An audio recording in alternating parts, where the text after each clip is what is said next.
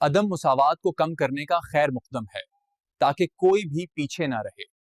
آئیے SDG 10 کا جائزہ لیں۔ دنیا میں ایک ایسی خلیج ہے جو وقت کے ساتھ گہری سے گہری ہوتی جا رہی ہے۔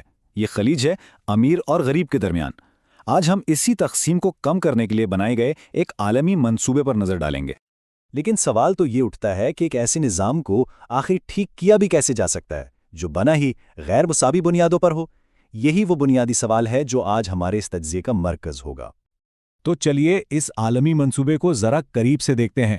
یہ ہے پائیدار ترقی کا ہدف نمبر 10 یا جسے ہم SDG 10 کہتے ہیں، اور اس کا مقصد بالکل صاف ہے: کسی کو پیچھے نہیں چھوڑنا۔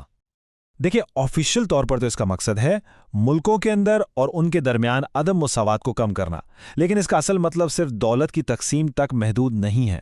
اس کا مطلب ہے ہر شخص کے لیے انصاف، برابر مواقع اور معاشرے میں پوری شرکت کو یقینی بنانا۔ اب عدم مساوات کی بھی دو قسمیں ہیں۔ ایک ہوتی ہے ورٹیکل، یعنی اوپر سے نیچے،